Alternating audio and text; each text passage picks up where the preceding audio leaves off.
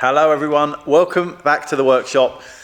It's now Monday, midday, after the crazy week that was filming for Make It at Market. My goodness, I am knackered, honestly. It was long days, late nights, busy days. But I'm back, we're here. It's that lovely time when I can clear the bench, clear the workshop, have a tidy up. The Porsche is being put to bed for now, not for long, but just for now.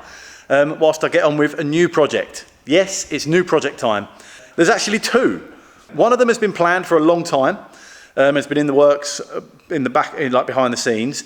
The other one was a little bit of a surprise. I know I don't need another project, but it was on eBay and I couldn't help myself. This is a 350 Tiger. It's 1963. I used to have a Triumph Bonneville that I used to ride around on, a newer one.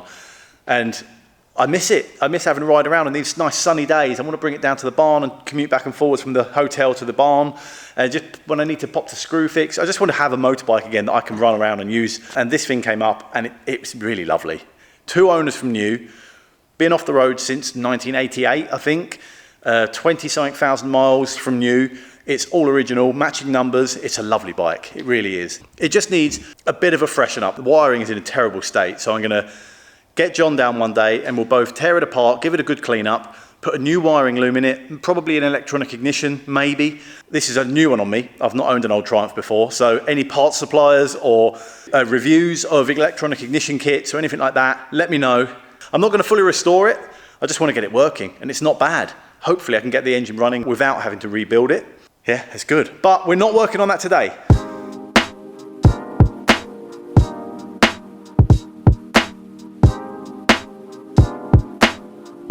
Right, so this is it, the official announcement. So as a lot of you know, the last couple of years I've been involved with Goodwood Revival. If you've never been or never heard of it, go to their website. I'll put the link below in the description. Book some tickets and go, because it's an amazing experience. Over a weekend in September, I think it's the 8th of September. Everyone dresses up, 1940s era, and it's just a brilliant experience. There's loads of racing, loads of cool cars, and well, so much going on there. I am the kind of ambassador, I guess, or enthusiast for an area there that they've sort of let me look after, called Revive and Thrive. This is the third year that we've done it now, and it's getting bigger and bigger, and I've got my own little area there this time where we're having a selection of different craftspeople come down and do demonstrations, talks, displays. I'll be there all weekend doing Q&As and chatting to people, but there's going to be live demonstrations. So craftspeople are going to come down, set up their workshop, set up their workbench there, and show people what they do and try and inspire people. That's the whole point of this thing, is to try and inspire people. A bit of a break from the cars. The cars and the racing is beautiful, but not everyone's into that. And this Revive and Thrive area is something new and a bit of a break from all of the cars, but also a celebration of the craftspeople that made the cars. The Heritage Skills Academy are involved, Rag and Bone Man's there. I won't spoil it all, but there's lots and lots of craftspeople coming down, and we're going to have a good time. I'm trying to encourage people to have a go and make something. Gilding, might be able to try sign writing, wood carving, wheeling, hopefully. I'm going to have a Ranelagh in there. That's why I painted 6 of these Ranelaghs with Lucia from the repair shop, dotted around the entire racetrack, all painted in different colours from different eras, and they were kind of little signposts for the Revive and Thrive area to try and lure people in, raise a bit of intrigue, a bit of curiosity, so people would come into the area, meet me, meet all the other craftspeople, and see what's going on. This year we're doing it a bit different. So we've got a new area, which is bigger, which is obviously better. I'm not going to bring 6 Ranelaghs down and paint them all different colours, because we've done that. I'll bring one down in the area, so if anyone wants to have a go at one, that is your chance. There'll be one there with a set of wheels and some aluminium, so you can have a play. But it's my job now to work on the signage. The Revive and Thrive area has an entrance and it needs a big sign above it. The Goodwood Revival, once you're in there, it's like a visual overload. There is so much going on. The crowds of people, it's busy. There's amazing, like last year there was a massive UFO with aliens running around and smoke machines, and there's just, you couldn't honestly, you couldn't make it up. So whatever I make needs to stand up to all of that and stand out, because the whole point of what I'm doing is to try and encourage people to come into the Revive and Thrive area, have a go at a craft and be inspired. And you never know, hopefully it might encourage some people to pick up a new craft. Obviously I'm still filming at the repair shop, so I'm starting a bit early, but to be fair, I've only got weekends, I have limited time. So I'm going to spend the next few weekends and up until Revival making as many signs and posters and structures and things to promote the Revive and Thrive area. It's a good excuse for me to just have a bit of fun, to be honest. Obviously, before the repair shop, my previous career was a set designer. So I think it's a bit of a kind of excuse for me to just have a play. That takes me on to the first thing that I'm going to build. It's going to be over various weekends, and John's going to come up, I think, next weekend and help me work on it. So that'll be part 2. But I wanted to get started now in this episode. This is where it all started. The humble spanner. Bearing in mind, I'm promoting a craft area where there's people restoring things, people rebuilding things, people, teaching mechanics, as well as various other crafts. Wouldn't it be cool, somewhere in the Revive and Thrive area, maybe at the entrance, to make a giant spanner? Like this, exactly like this, but 10, 12 foot tall. Just make a giant version of this. This spanner will be standing out there, and hopefully people will be thinking, what on earth is going on there? Why is there a massive spanner leaning against the wall? Where this says made in England, I'm going to cut letters out, shape them around, and have Revive and Thrive. So that's the plan. Okay, let's get into it.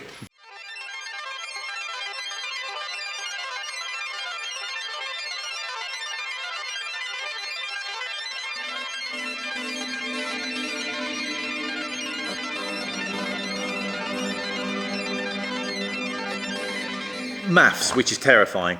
I want the spanner to be 3 meters tall, so I think I've worked it out. Basically, I've measured the length of this.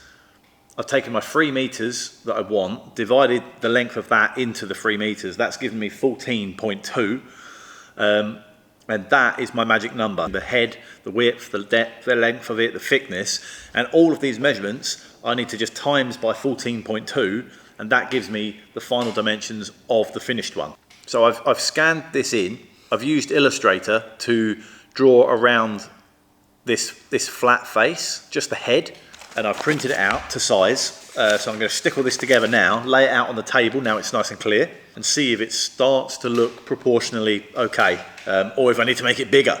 It's looking all right, it's looking good. I've got that piece of tube, it's the perfect diameter, really thin wall, so it's nice and strong. I got it from Mitch, actually, at Cuxton Metals, my local steel supplier.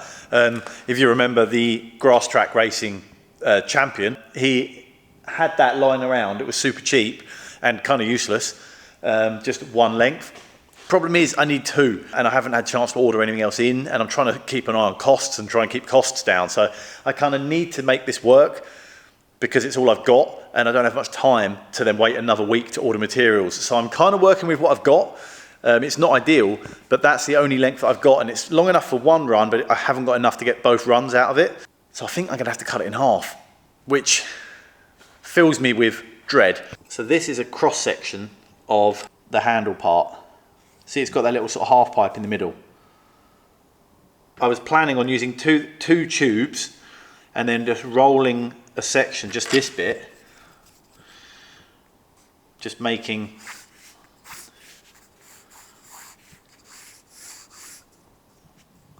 bits like that, and then welding it where it comes up here, welding it all the way along here, so the outside of the tube actually becomes the outside of the spanner, and then the same up here. The tube would be there, and then my little half pipe section there, and then I'd weld it all the way along there. Problem is I don't have enough tube, it's so annoying, so I think I'm going to have to cut it in half. That bit and that bit would actually be hidden inside, so if I cut the tube down the middle, I'll be like here, then the shape will blend into the half section of tube. I'm not sure, it's slightly ambitious trying to cut this because it's 3 meters long, and I've only got, there's no way to do that other than with an angle grinder, really. I think if I clamp it to the bench, scribe a line on both sides, at least they'll be the same length, and I put a Sharpie line down it. But then really, as far as cutting it straight, it's just down to me and my lack of talent actually being able to cut it straight. I don't know. I've measured the outer diameter of the tube, clamped it down to the bench so it can't move. It's a welded tube, so it's got a weld down one end of it, down the length. So I've put that down so I'm not cutting on the weld, because that would be a nightmare, it'd be too hard. So what I'm going to do is scribe along each side at halfway up, then take it off and spin it, and then chop it off and cut through it. In theory, that should work. I tried using the right tool for the job, but it ended up being easier to just tape a Sharpie to a block of wood. Sometimes it's best to keep things simple. So that, hopefully, is just going to scribe all the way along.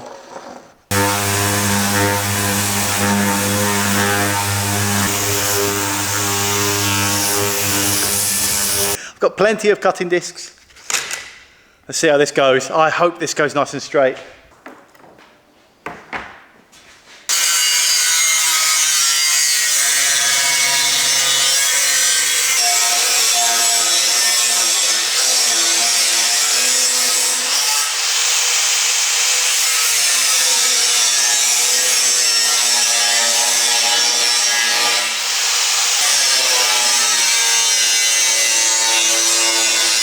It's pretty good, straight enough anyway. Definitely not perfect, but with a little bit of a clean up afterwards, I reckon it's going to be good.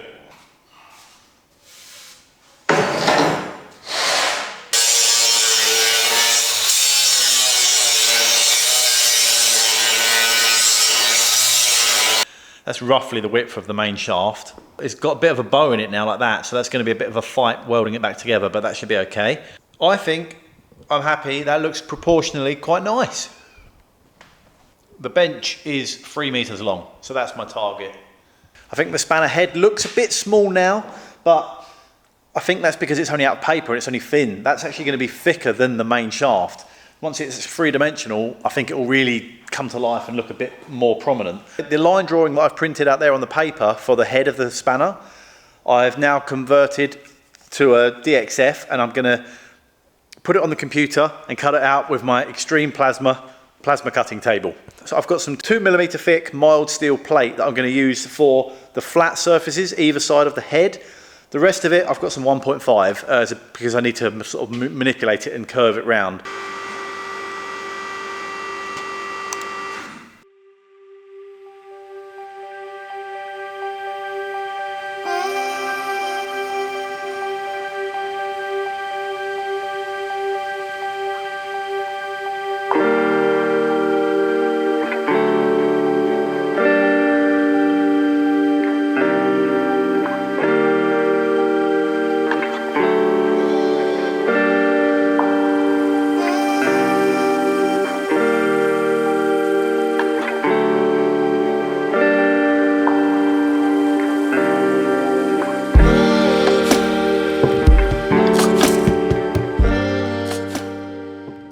Gets me every time.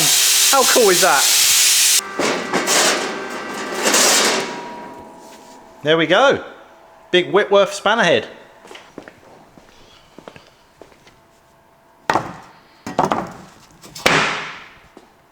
Love it.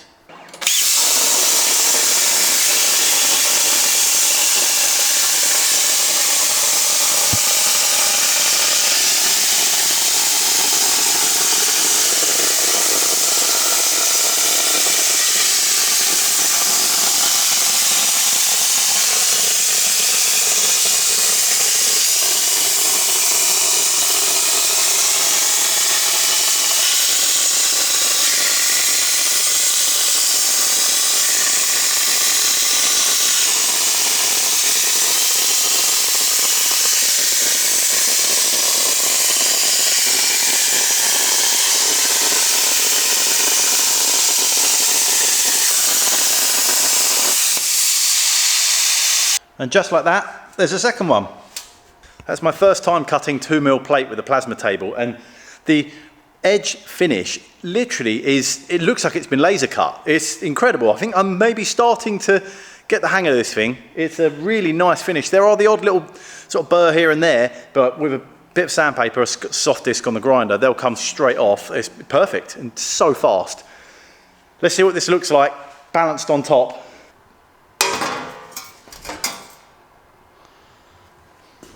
Oh yes. Oh, this is coming together. This is going to be so much fun. I'm going to try and get as many details as I can. The little measurements with the Whitworth sign, the Made in England text down the middle. There's so much to do. I mean, to be honest, cutting out these sort of flat pieces is for sure the quick bit. I've never spent so much time looking at a spanner. If you look at this edge, it's actually rounded.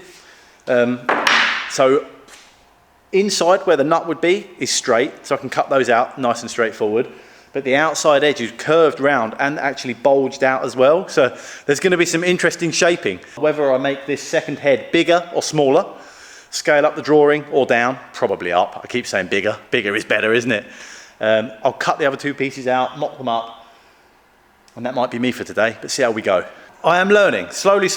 Every time I do this, I make a mistake and learn something new. I've just wasted a chunk of material there. This time, I'm not going to do the same thing. I've copy pasted it, flipped it round and sort of tiled them together. Let's see how this one goes.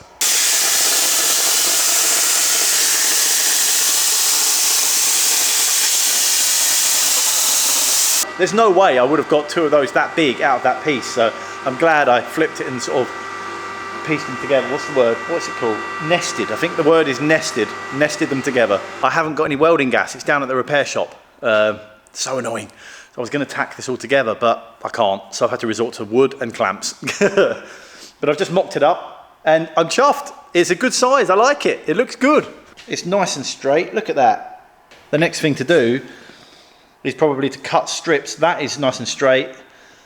That rolls around there, nice and straight, and then these ones are the ones that have to sort of bulge out a little bit and go around there,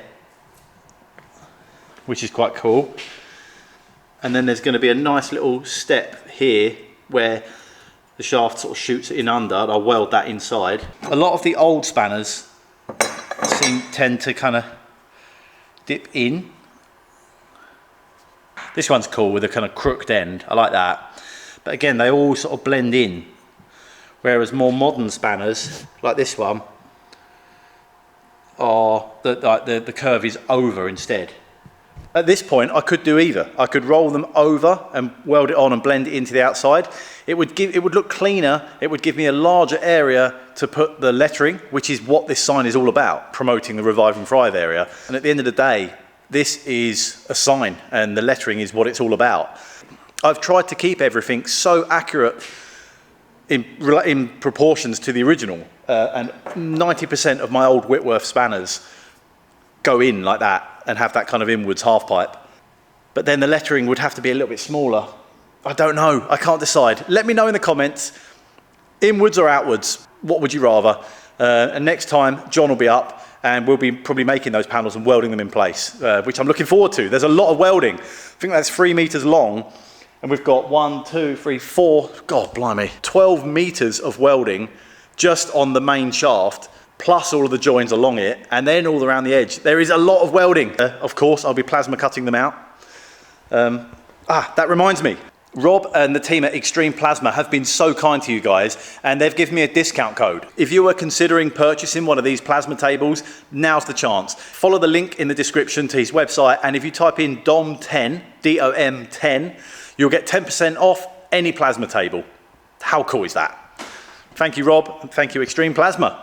Amazing product, and now's your chance to get 10% off. Perfect. I'll be back next time with John, and we're going to get this spanner welded up and together, and also this. It's bright orange, I can't ignore it. Whilst John's up, maybe we'll sneak a bit of time and see if we can get it running, or at least get the new loom in and try and kind of edge closer to getting it running. But yeah, thank you. This is coming soon. The spanner and many other things for Revival is going to be the next few videos. I hope you've enjoyed watching. Any feedback or comments, please leave them below. And I'll see you next week. Nice one. Have a good week. Take care.